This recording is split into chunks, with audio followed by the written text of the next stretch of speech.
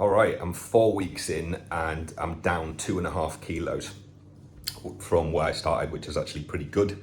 And most of that has been lost in the last 2 weeks because towards the start of this month, I went to see family and I decided, you know what, I'm just going to eat at maintenance. Because what I find is that if people around you are eating, let's just say like non-bodybuilding foods, it's easy to just get roped into that and it can ruin your diet. So it'd be like if everyone's at the family dinner table eating like one type of meal. You know, I don't want to be the weirdo there, you know, eating out of Tupperware. But yeah, so since I didn't really have a hard deadline on this cut, I thought, you know what, pushing it back 10 days isn't a huge deal and I'll just make up for it when I get back. And I'd actually recommend that for guys that are in a similar situation, or maybe you're going on holiday, instead of trying to adhere to your diet 100%, because let's be honest, it's going to be pretty much impossible. What I would say is just make it your goal to maintain your weight. And if your weight is the same when you get back as it was when you left, I would consider that a massive, massive win. It's so easy to get, I was going to say peer pressured, but no one's forcing you to eat it really. I guess what I mean is if you're surrounded by people eating those high calorie dense foods like crisps and chocolate and it's just there and available for you to have whenever you want, it's just an unnecessary test of your willpower. Yeah, you might be able to resist and kudos to you if you can, but your willpower is like a muscle and eventually it will fatigue, especially if you're underslept. And I find when I don't get enough sleep, making those right diet decisions are a lot tougher. Yes, I can do it because I've been doing this a long time and I'm used to making the right calls when it comes to diet, but for guys that don't have that level of control, a bad night's sleep can definitely derail your diet. As for this cut though, physique's definitely looking a bit tighter. See if I can show you on this camera now. Definitely more definition and separation, more vascularity coming in as well. My lower abs. I'll do a full physique shot so you can compare to what I looked like 4 weeks ago.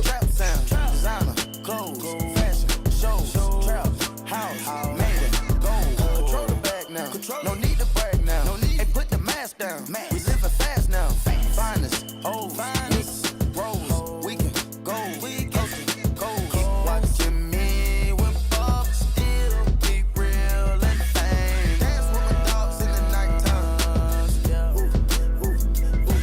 In the kitchen, wrist twisted like it's stir fry. Whip it in the kitchen, wrist twisted like it's stir fry. Whip it in the kitchen, wrist twisted like it's stir fry. Whip it in the kitchen, wrist twisted like it's stir fry.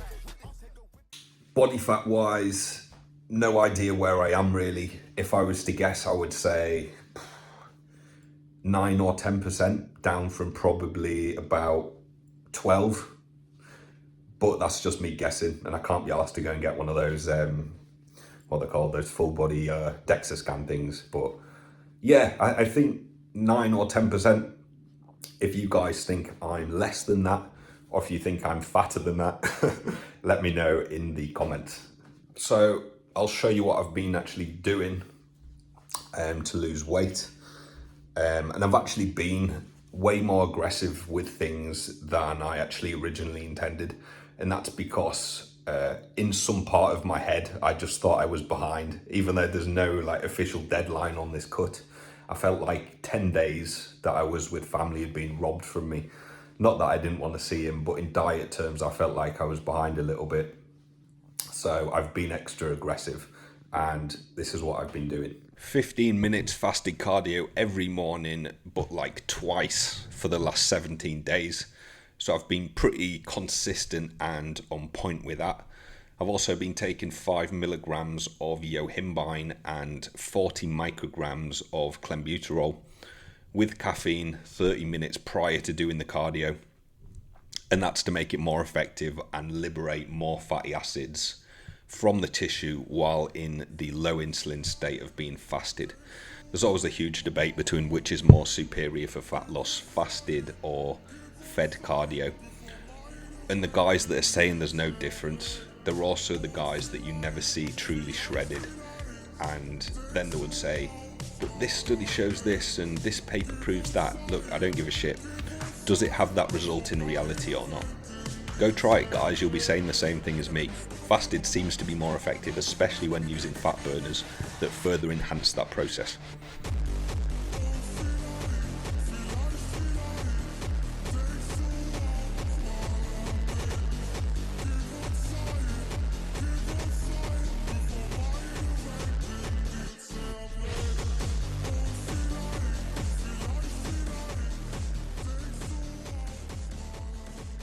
On the diet side, I've been pretty damn aggressive as well, and I've had multiple days with over 1,000 calorie deficits.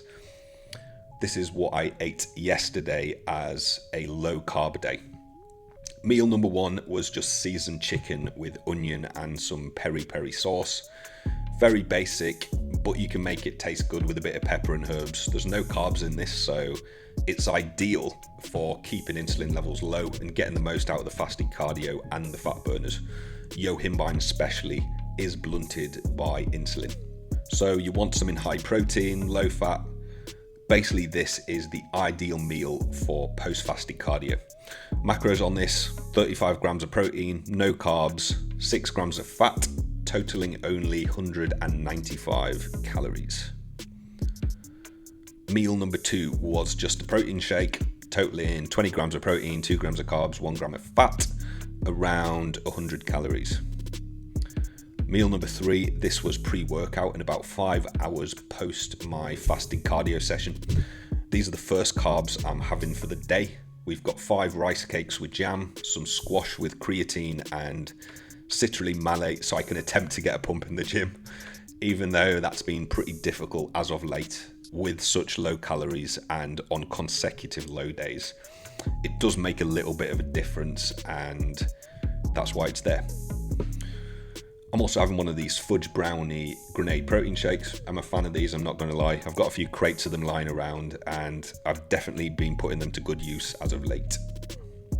Macros for this then: 40 grams of carbs for the rice cakes, and 26 grams of protein, 10 grams of carbs, and 4 grams of fat for the grenade shake, totaling 40 grams of carbs, 26 grams of protein, 4 grams of fat, 340 calories in total. Meal number four post-workout was a chicken stir fry, onions, 2 whole eggs, jasmine rice, added some spinach in there as well for the micronutrient gains. One of these Blue Dragon stir-fried sauces. There's actually a hell of a lot more carbs in this than what I thought. There's actually about 30 grams of carbs in there, which is kind of crazy. And I'm also adding in the rest of the chicken that I cooked earlier from meal number one. And I'm splitting this into 2 meals, so I can have one tomorrow as well. Macros on this are 30 grams of protein, 80 grams of carbs, and 8 grams of fat, totaling around 520 calories. Last meal of the day then, meal number 5, was 2 fried eggs with some fat-free bacon. I basically just cut the fat off, and 2 slices of toast with Marmite. Macros on this are 65 grams of protein, 25 grams of carbs, and 20 grams of fat, totaling 613 calories. So macros and calories for the day then: 175 grams of protein, 157 grams of carbs, and 39 grams of fat, with a grand total of 1,679 calories.